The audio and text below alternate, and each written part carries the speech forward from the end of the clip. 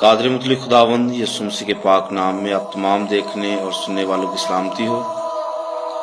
میرے عزیزو، میں ایک بار پھر سے آپ کے سامنے حاضر ہوں ایک نہایت ہی اچھی اور خاص بات کو لے کر، اور بات آج ان لوگوں کے حوالے سے ہونے والی ہے جو لوگ کلام کو آپ ہی سے سنتے ہیں اور پھر آپ ہی کو پلٹ کر پھاڑتے ہیں یا پھر آپ کی ہی مخالفت کرتے ہیں۔ بائبل مقدس میں سے ہم مختلف جگہوں سے دیکھیں گے کہ بائبل ہمیں کیا سکھاتی ہے اور ہمیں کیا کرنا چاہیے۔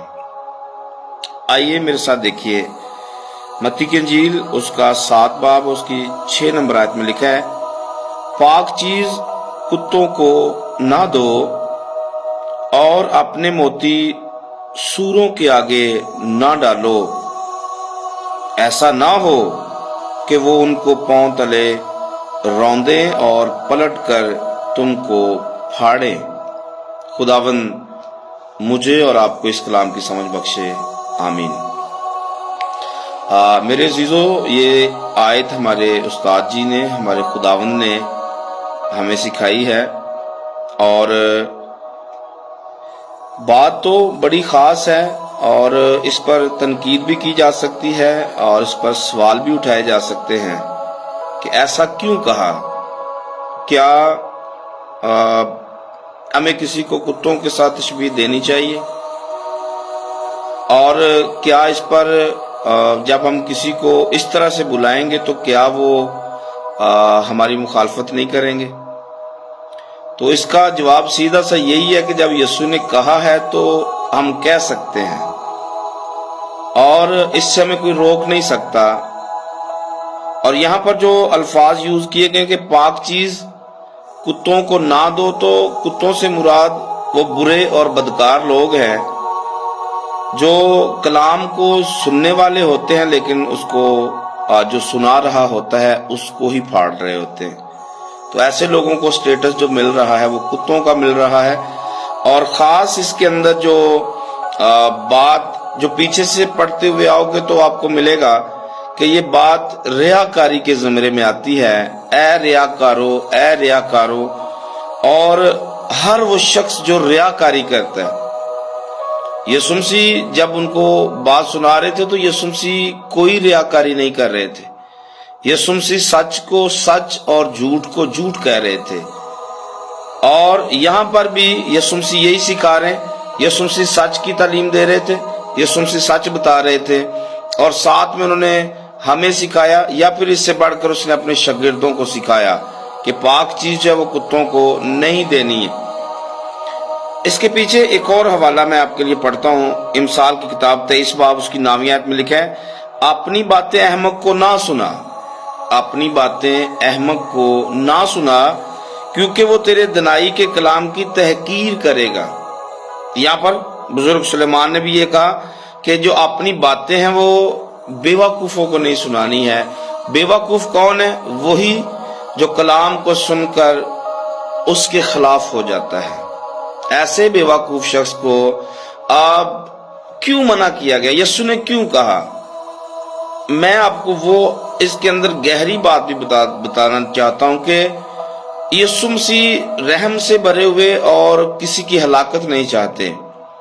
کیونکہ میں مثال دیتا ہوں کہ میں آپ جو بھی ہو جہاں سے بھی کلام سن رہے ہو، آپ میری بات سنو گے، میرے خلاف آؤ گے تو آپ اس میں پھنسو گے اور آپ کو سزا ملے گی۔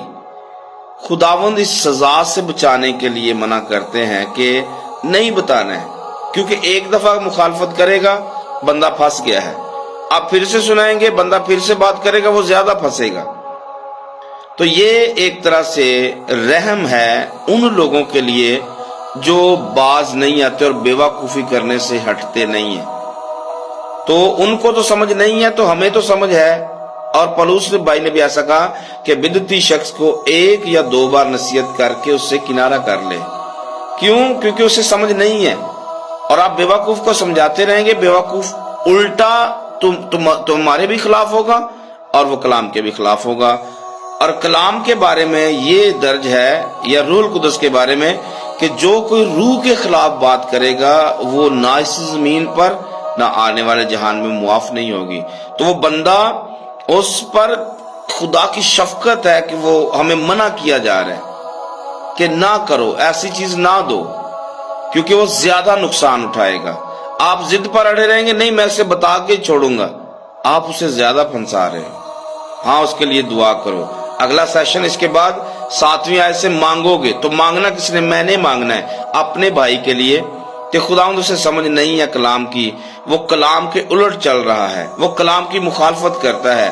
اس کے لیے مانگو، حکمت مانگو، دنائی مانگو، فہم مانگو، اور خاص بالخصوص خاص جو روح آپ کے اندر ہے اس بندے کے لیے بھی مانگو، کیونکہ لکھا ہے کہ تم برے ہو کر اپنے بچوں کو اچھی چیزیں دینا جانتے ہو، تمہارے مانگنے پر وہ روح القدس تمہیں کیوں نہ دے گا؟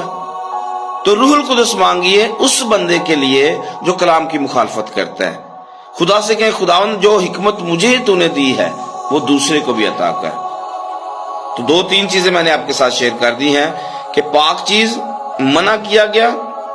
کتوں کو، کتوں سے مراد وہ لوگ جو اس کی کئی مثالیں ہو سکتی، جادوگروں کے بارے میں بھی ہو سکتا ہے. کتوں کا لفظ جو ہے اس کا لفظ ان کے لیے بھی ہے یسایہ کی کتاب کے مطابق جو سچائی بیان نہیں کرتے.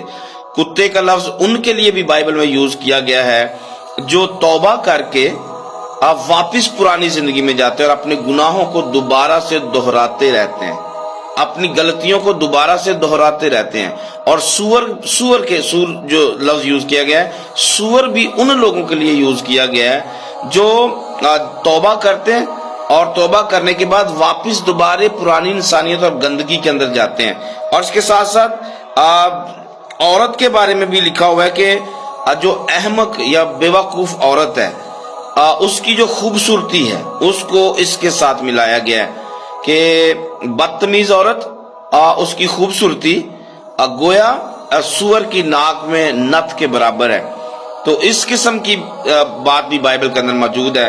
لیکن یہ شارٹ میں سمجھنے کے لیے کہ کتا وہ جو گناہ کر کے دوبارہ سے لوگوں کو بتا کر اس کا رس لیتا ہے، اس کے ساتھ اس کو جوڑا گیا ہے. اور ایسے لوگ جو بات سنا کر یہ کہہ رہے ہوتے ہیں کہ ہم نے فلاں کی بڑی بےزتی کی ہے، ہم نے فلانا کیا ہے، اور توبہ کرنے کے باوجود بھی وہ گناہ کی زندگی جی رہے ہوتے ہیں. اور سور وہی لوگ جو توبہ تو کر لی، بپتسمہ تو لے لیا، لیکن واپس پرانی زندگی میں جاتے ہیں اور پرانی گندگی میں وہ پھر کسی جگہ پر زندگی بسر کر رہے ہوتے ہیں. یسوع ایسے لوگوں سے منع کرتا ہے کیونکہ وہ پہلے ہی برگشتہ ہو چکے ہیں، اور برگشتہ ہوئے لوگوں کے لیے انہیں لکھا ہوا ہے، عبرانیوں کا مصنف لکھتا ہے کہ اگر کوئی خدا کی بخشش میں داخل ہو جاتا ہے اور وہ برگشتہ ہو جاتا ہے اور وہ واپس چلا جاتا ہے، اس کو توبہ کے لیے نیا بنانا ناممکن ہے.